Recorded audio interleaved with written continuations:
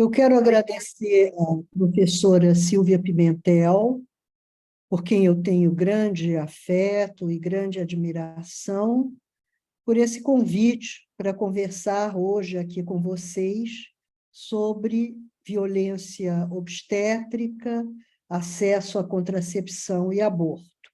Na realidade, nós vamos conversar sobre saúde e direitos reprodutivos.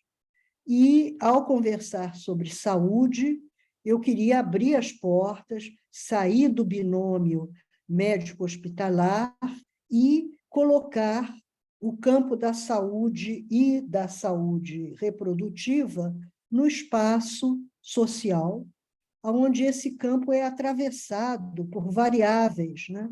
Variáveis de ordem política, variáveis de ordem econômica, tanto a nível nacional quanto a nível internacional, por valores culturais, por valores religiosos, né? Que, de uma certa forma, constroem, né, esse campo e marcam as desigualdades, né, que são desigualdades vigentes na sociedade, né, e que vão permear, né, esse campo dos direitos e da saúde reprodutiva, né?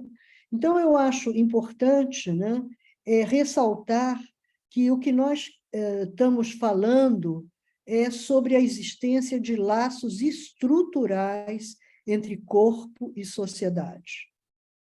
E esses laços estruturais, eles trazem em si a marca do gênero, a marca da raça, da etnia, da condição social, né?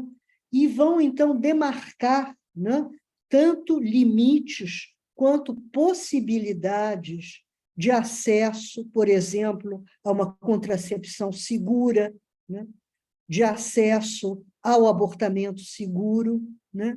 E de maior, digamos assim, vulnerabilidade frente à violência obstétrica, né? Então, se nós estamos falando de mulheres que são mulheres negras ou que são mulheres pobres e mulheres negras e pobres, né?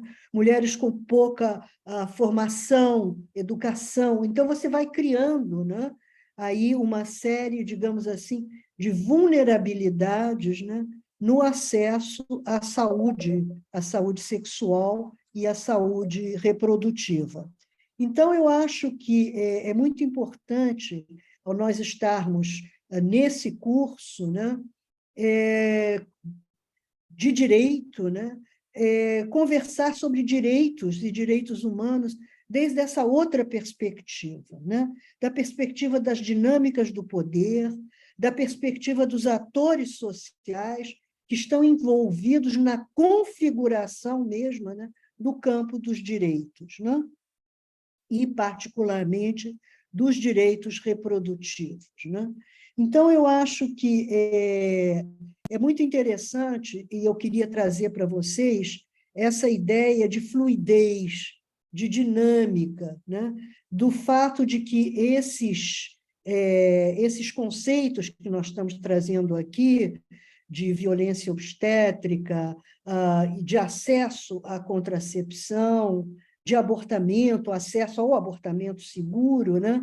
Eles estão inseridos nesse espaço, né? Nesse espaço de poder, de luta política, porque um discurso sobre saúde reprodutiva é necessariamente uma narrativa sobre contextos, uma narrativa sobre dinâmicas de poder, uma narrativa sobre valores culturais, sobre valores religiosos, né? E é nesse campo, então, que se configura também em função das dinâmicas, né? É um campo fluido, as fronteiras elas se fecham, como se fecharam nos 4 anos que vivemos, né, sobre um governo extremamente conservador, né, ou elas se alargam, tanto em função de características do poder, né, do poder executivo, do poder legislativo, judiciário, mas também, né, da sociedade civil organizada, dos movimentos sociais, da academia, que são todos atores políticos, né, que vão reconfigurando, né, redesenhando essa arquitetura dos direitos reprodutivos, e então, nessa arquitetura dos direitos reprodutivos que nós podemos falar sobre acesso à contracepção, sobre acesso ao abortamento e sobre a violência obstétrica, né? Eu acho interessante pensar um pouco nessa ideia fluida e também histórica de configuração de direitos e pensar que o século XX, né? O século XX foi um século de horrores, foi o século de 2 guerras mundiais, foi o século do Holocausto, mas foi também os humanos, né? Desde a Declaração Universal de Direitos Humanos até, né, digamos assim, toda uma arquitetura de direitos humanos que vai se transformar nesse século, e muito por força de atores políticos da sociedade civil, né, trazendo para a gramática de direitos humanos novos sujeitos de direitos, né, como mulheres, crianças, né, novas dimensões da vida, como meio ambiente, violência doméstica, reprodução humana, sexualidade, né? E essa reconfiguração ela também vai acontecer, né?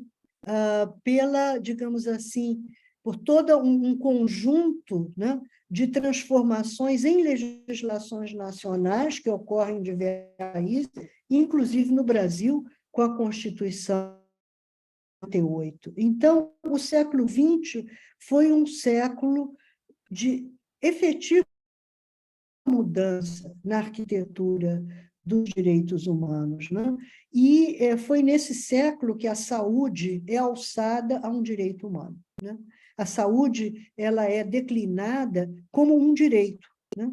A saúde não é apenas ausência de enfermidade, a saúde é um direito, né? Essa é a definição da Organização Mundial de Saúde, um direito ao qual todos, todas têm, né, podem almejar, né? Então, eu acho que é muito interessante recuperar esses movimentos para, de uma certa forma, ressaltar o que eu trouxe logo aqui no início da nossa conversa, que é o fato de que nós nos situamos num campo político, né? Um campo em que atores diversos estabelecem alianças, estratégias a favor ou contra dos direitos humanos.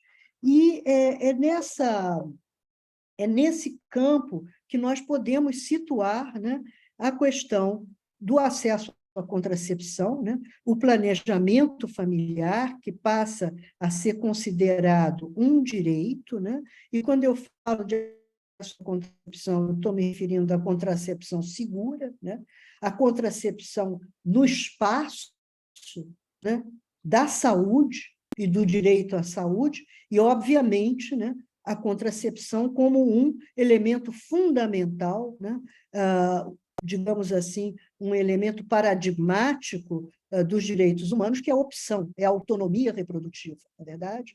Então, esse princípio da autonomia reprodutiva ele está diretamente ligado, né, aos direitos humanos e está ligado ao acesso à contracepção segura, da mesma forma que o acesso ao abortamento, e essa se abre aí um leque enorme, né, de discussões, seja o abortamento tal como ele na realidade do Brasil, né, configurado como não criminoso, né, que seria o caso de estupro, risco de vida e anencefalia, seja na discussão que vai ter lugar agora pela DPF 442, não é? Que é a descriminalização até 12 semanas, que é muito expandida mundialmente, seja através de proposição de discriminação em função de, digamos assim, circunstâncias particulares, como risco à saúde da mulher, não apenas risco de vida. Então, nós estamos agora, no Brasil, alargando ou diminuindo, né, as fronteiras, né, do abortamento, que é fundamental na questão da autonomia reprodutiva e que é também, né, fundamental no que se refere à saúde e o direito à saúde. Nós sabemos que, no Brasil, o abortamento inseguro, ele responde como a quarta ou quinta causa da morte materna, que está com índices com uma razão elevadíssima, e sabemos também, e aí entram os marcadores de desigualdade, que são fundamentalmente as mulheres pretas e pobres, né, sobre as quais incide mais a morte materna e a morbidade materna. Então, nós temos aí claramente, né, essa questão dos laços estruturais, corpo e sociedade, né? E a forma como a nossa vida, né, é mediatizada por essas relações de desigualdade e de poder. Com relação à violência obstétrica, o que eu queria ressaltar é que nós estamos assistindo agora justamente a um alargamento, né, dessas fronteiras de definição, né, de violência. E lembrar vocês que também o conceito de violência é um conceito construído historicamente, é um conceito datado, né? Crime e castigo, ordem e desordem não são verdades absolutas, né? Elas também são construídas socialmente, né?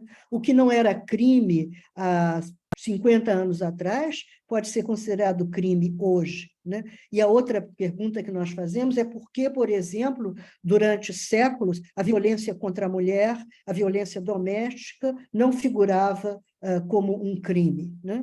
Então, quando nós taxamos agora certos comportamentos ligados à reprodução humana, né, basicamente, né, a gestação, parto e puerpério, como violência obstétrica, nós estamos falando aí, né, da garantia de direitos e da violação de direitos, então indicando claramente como essas fronteiras são fluidas. Eu não vou entrar aqui detalhadamente, né, no que seria a violência obstétrica, mas, assim, a grosso modo, ela se configura, né, a partir de alguns direitos que devem ser atendidos. Por exemplo, o direito a que a mulher gestante tenha um acompanhante, né, no momento do parto, ou o direito a um atendimento digno e respeitoso. Foi necessário configurar isso como direito, né, tendo em vista o desrespeito com que muitas mulheres, e aí particularmente mulheres em situação de maior vulnerabilidade, né, eram atendidas num momento de vulnerabilidade, de fragilidade, né? O direito também ao parto normal, né, salvo uma indicação médica contrária, né, ou a negação da mulher, mas o parto normal é um direito, né? No direito a informações claras, né, para que a parturiente possa tomar decisões, né? E também um direito a técnicas de alívio de dor, vocês não vão acreditar, né? Mas, muitas vezes, um parto normal, era negado, o sedativo era negado, né? O alívio da dor, né? E também, né, o direito isso é muito importante, a que o toque vaginal seja feito somente com indicação médica, né? E, obviamente, o direito à admissão hospitalar, ao parto hospitalar, garantido pelo SUS, né? E passa, então, a ser considerado, né, como uma violação, né, uma série de procedimentos, como a episiotomia, né, que é aquele pique, né, que se faz no parto vaginal, a gestante ou a parturiente ser tratada com gritos, com desrespeito, né? Com, enfim, comentários desconfortáveis ou sexuais, né? A induzir o trabalho de parto de forma inadequada né, e desnecessária, né? Há também submeter a gestante à lavagem intestinal, romper a bolsa, né, artificialmente, certas manobras, né, para acelerar o parto, enfim, há toda uma configuração aí de comportamentos que vão ser considerados comportamentos violentos. Então, isso eu acho que deixa muito claro como o próprio conceito de violência ele vai se construindo historicamente e vai se construindo historicamente com a nossa participação, né?